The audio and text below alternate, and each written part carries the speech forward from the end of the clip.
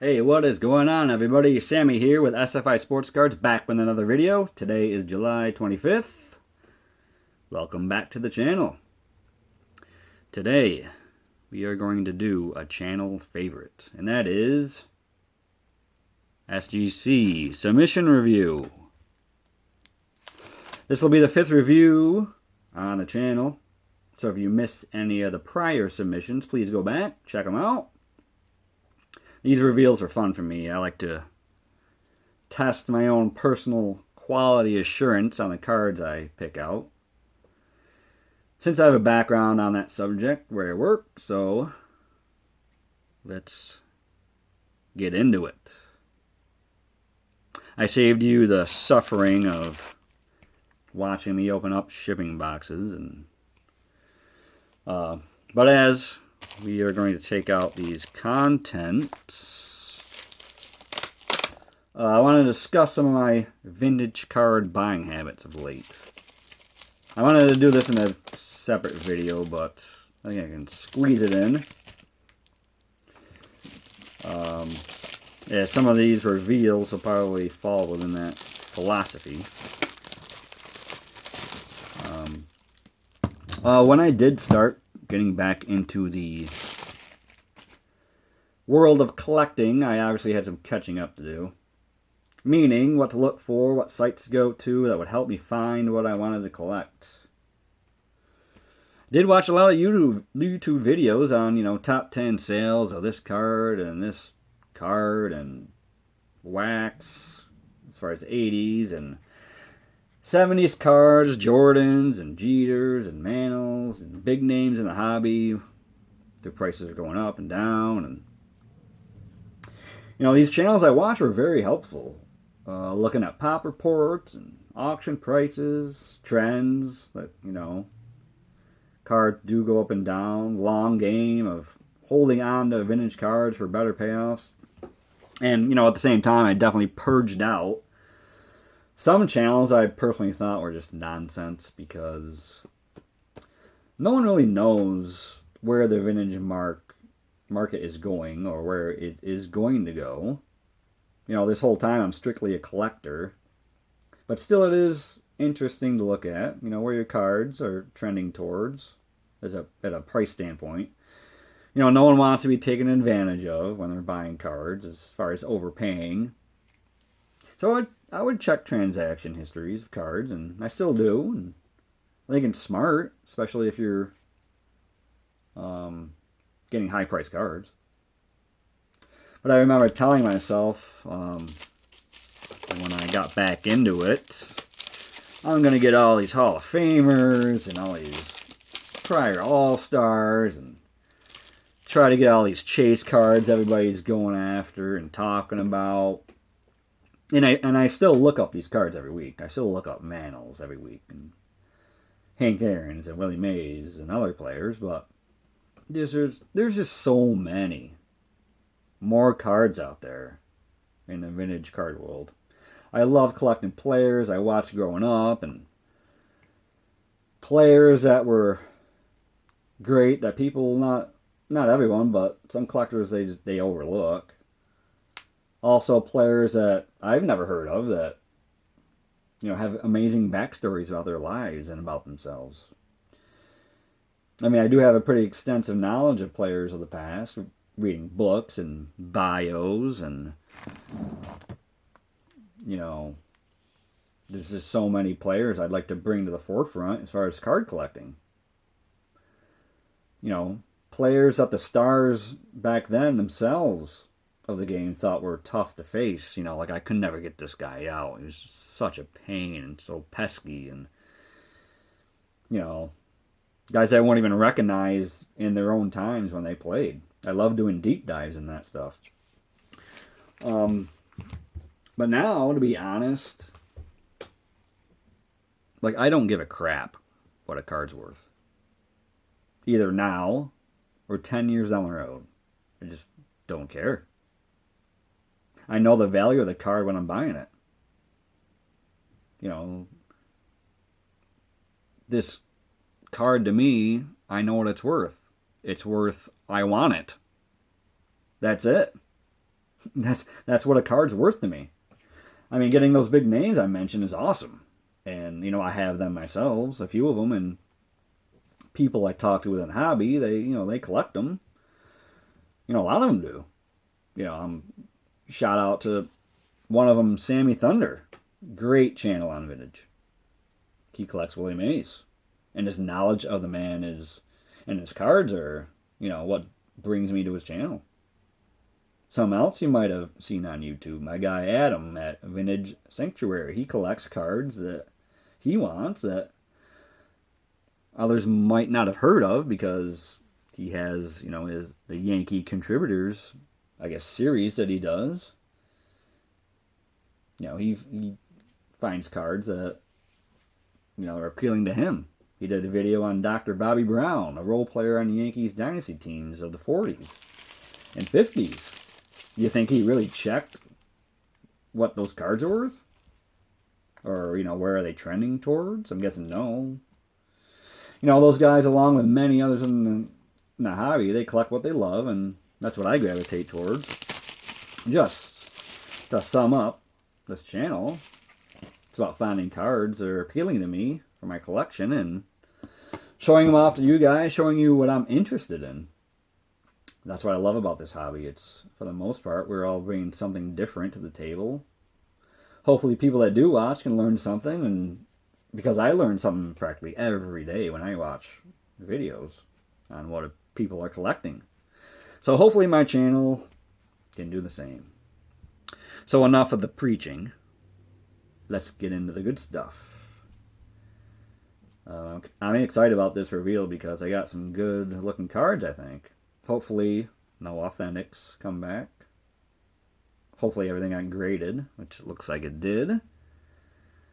What I love about these reveals is the uncertainty.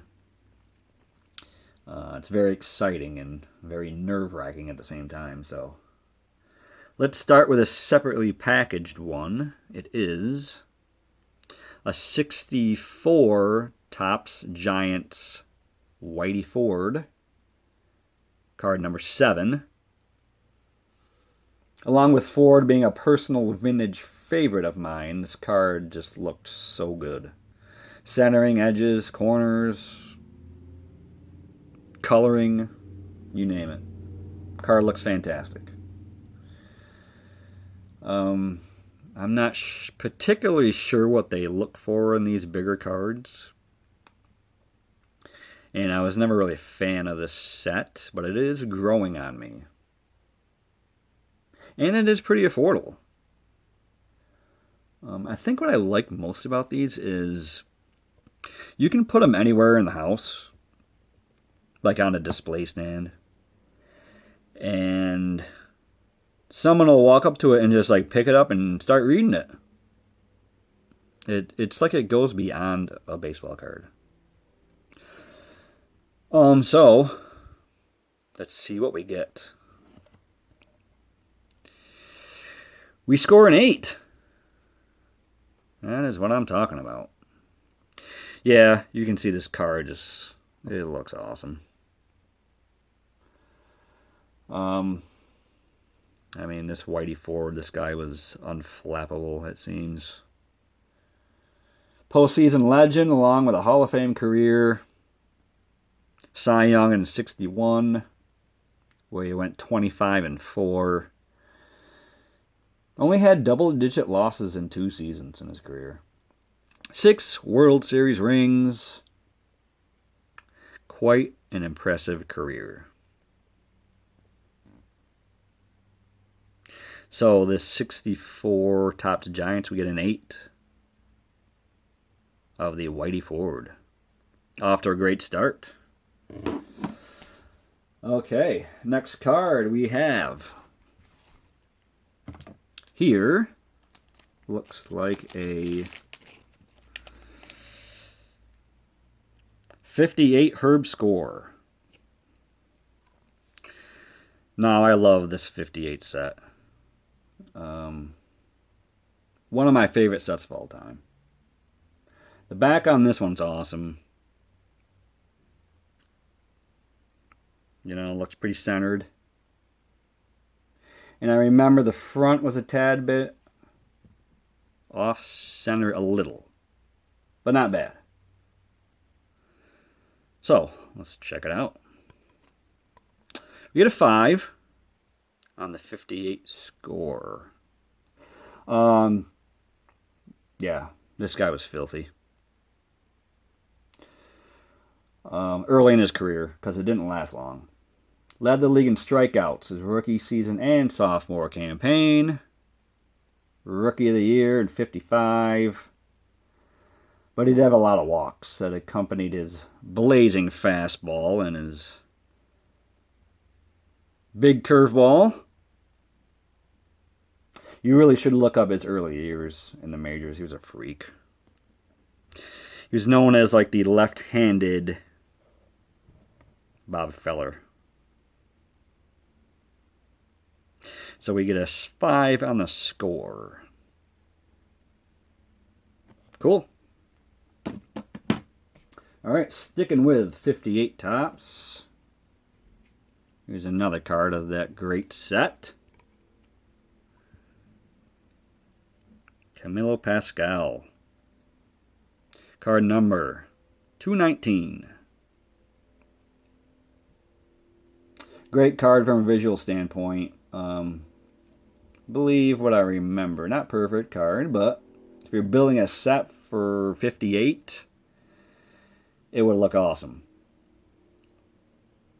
So let's show it off. We get a 3. So, oh, by the way, what happened with these franchise logos? Because the Senators one is sick. It's awesome. Just saying. So, Pascal. Very dependable, multi-time All-Star. Led the league in complete games 4 times. Shutouts 3 times. Strikeouts 3 times.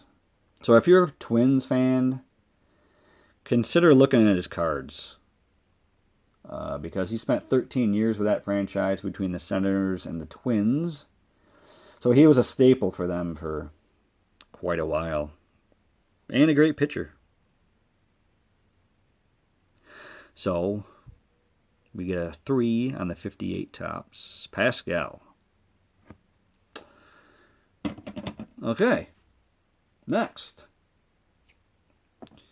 We have a 1959 Joe J. Card number 273. Another great looking card. Had on my radar on this one for a while. Nice clean backs. Rock solid card from what I remember from a great set. Take a look. We get a 7. Great grade on this one. 59 tops. And this Braves logo never gets old. Love that logo. So this dude was pitching in the majors at 17. Came up with the Braves, but really hit his mark with the Reds. Back-to-back 20-game winner, 5th in 1961 MVP voting. So a guy from the past that was a really good pitcher. So for any Braves or Reds fans, this one's for you. Check it out. I thought this one would do well. Yeah, looks really good. Sharp card. Nice and clean. So yeah, pumped on this one.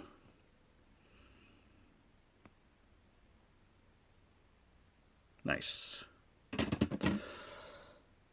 Okay. Now, we are going to go with a 1981 Kellogg's Ricky Henderson. Here's my guy. I've had this card forever. In my collection, there was some noticeable staining but not too bad. This is a type of card where I'm not even concerned what it grades out. It's my favorite player. Had it for a long time. Now it's, time to preserve it. So, let's see. 7.5 on the 81 Kellogg's. As you can tell, this card just looks cool.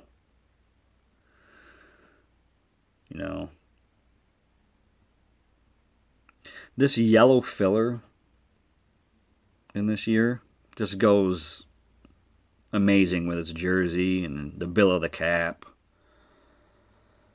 So this is perfect for a Ricky card, Finally, it is in my hands, graded. So what can we say about Ricky?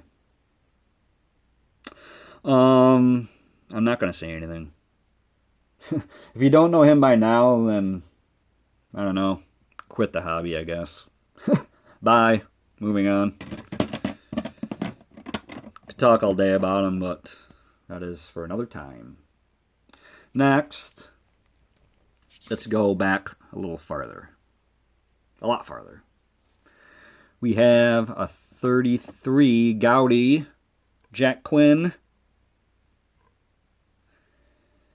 Card number 78. Really fortunate to get my hands on this one. For almost being 90 years old. It's held up fantastic. Who knows where this card has been? I love to find out the journey that some of these cards have been on. Whose hands they've been in. What states, what countries they've been in. To find your way back. Well, not back, but to find your way in your own hands. That is something I would like to know, which might be impossible for a card this old. Yeah, that is something I think about a lot. This card is very clear. All the text on it you can read without any issues. Hopefully it doesn't come back authentic, but if it does, it's fine too, I guess, because it's such an old card. So, what do we got here? We get a 5. Wow. That is an amazing grade for 33 Gaudy. Who doesn't love Gaudy cards? I don't want to spend too long on this man. I remember when I got it raw, I did a little research on him and kind of talked about him in the video. But I can say he was a very mysterious fellow. As far as no one knew where he was born and how old he was and all that. I think I might do a player spotlight on this card in the future. Very intriguing. 247 wins in his career over 23 big league seasons. So he was doing something right, I guess. Played on many teams filled with Hall of Famers. Played on Yankee teams, I think late in his career.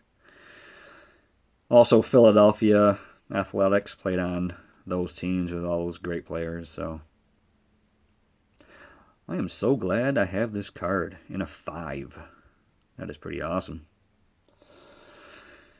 So, wow, where do I move on from here? Yeah, who next? Who is next?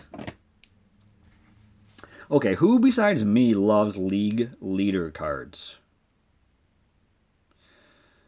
Especially from 1963 set.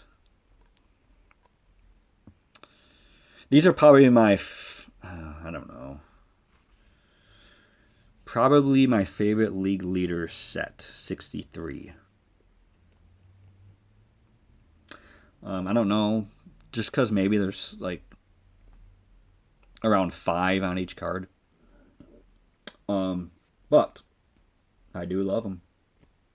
This one is the 63 Topps NL Strikeouts Leaders Card number 9. This one's a good one. The front will highlight these first 5 players there. With Drysdale getting the red diamond on the blue background, as you'll see here in a second. I don't know, this card's a stunner. I don't know. I'm not sure how to grade them, but maybe there's some surface issues, but that'll take nothing away from this card. I swept this one as fast as I could. Ooh, we get an authentic. Evidence of trimming. So, do they put that on there now? They never used to. That's the first time I've ever seen that on an SGC card. Maybe I'm the first one ever to get one. Okay, evidence of trimming. I don't care. This looks really good. So, let's talk about these fellows here. Top 3, Koufax, Gibson, Drysdale. They don't need any introduction. They pretty much ruled the 60s in the National League, along with Juan Marichal. But we also have Dick Turk-Farrell. He had a decent career, multi-time All-Star, had a blazing fastball. He was one of the few pitchers ever selected to the Midsummer Classic and lose 20 games the same year. That's got to be tough to do. His son, I just found that out. His son is Richard Dotson. He played for the White Sox and the Yankees in the 80s. I didn't know that. Other guy, Billy O'Dell. Solid career, 2-time All-Star. I mean, I'm not going to lie, disappointed with the authentic, but this card does look pretty awesome. I think it's brilliant. I'm glad I own it. Too bad on the authentic, but it is what it is.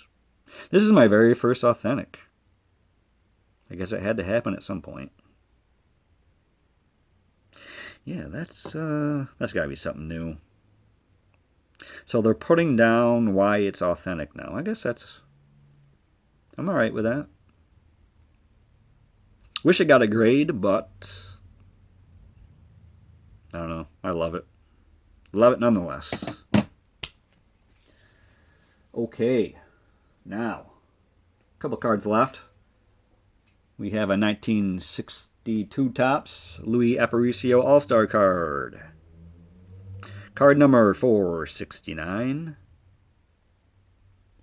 This card's a banger too. Not much wrong with this one that I saw. Back as clean as it gets for a 62. And maybe a little off-centered in the front, I think. Maybe a little whiting on the bottom. But nothing that would steer me away from this card. So, didn't take me long to pick up this one. Another authentic.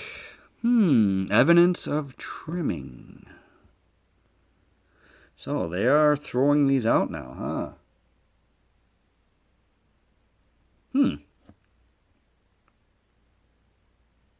I mean, the card looks awesome, I think. So I know a lot of people that watch my videos that 62 Topps is going to be a favorite of them. Collectors like them. Aparicio also seems like to be a chase card for some people. I just got a 66. That looks awesome, too. I mean, he's a Hall of Famer. Lots of All-Stars. Lots of Gold Glove. Lots of stolen base crowns. World Series in 66.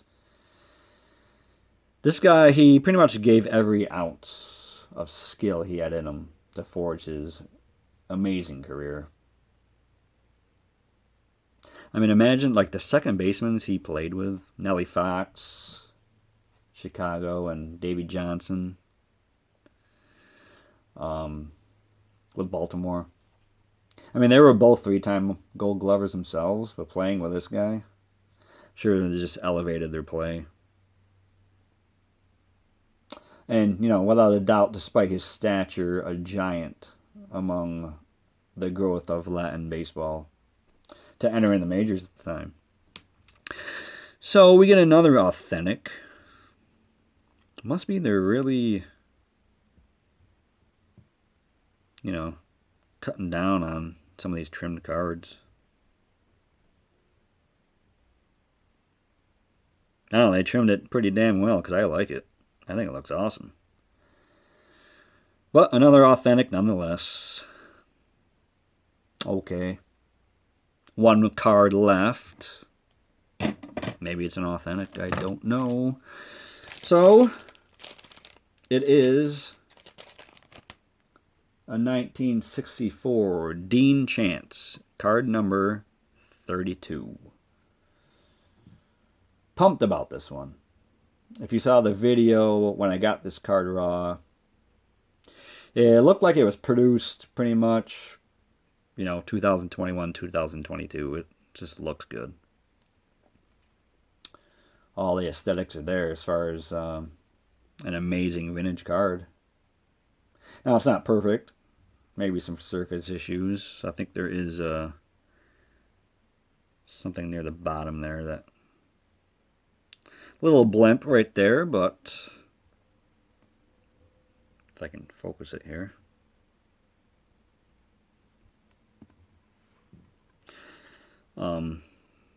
Yeah, awesome card, as you will see on the front. Hopefully it's not an authentic. Maybe it is, but I love this set too. I just love the color scheme on it. We get a 7. Pretty nice grade for the 64. One of the more amazing pitching seasons of the 60s was from Dean Chance. 1964 went 20-9, 1.65 ERA, 11 shutouts. Here's a couple of quotes about this guy from a notable Hall of Famer when describing him. It's Chance, not CBS, who owns the New York Yankees. Lock, stock, and barrel. Here's another one. Every time I see his name on a lineup card, I feel like throwing up. These quotes were said by Mickey Mantle. Now, maybe Mickey spent a little too long, the Copacabana the night before. I don't know, but they are Mickey's words. Chance's stardom didn't last long, but it was memorable nonetheless. I've gushed over this set many times, and I will continue to do so as long as I get my hands on more of them. I love this set. So, we get a 7 with the Chance. So, there you have it. Kind of a mixed bag as far as the grades. Still, great looking cards in my opinion. We still have not topped the 1960 Johnny Padres 8.5 that I submitted. That reveals my first video. So this is the one to beat. Something to shoot for. Anyway, hope you guys liked the video. Like I said, kind of a mixed reaction on some of those authentics. So look out for them, because it looks like it is happening. So, subscribe to the channel if you love vintage. And I know you are out there, the people that do. Like the video, brings in new people that love vintage, and leave comments on anything to do with the content, or just want to talk about vintage cards. If you want me to do a spotlight, player spotlight on any of these cards, let me know. I'll get something together for you. I just love talking about them, researching it, and learning from you guys as well. So keep collecting this week, either at the National or online or anywhere in your neck of the woods. You know, please be safe out there, and I'll be talking to you real soon. Bye for now.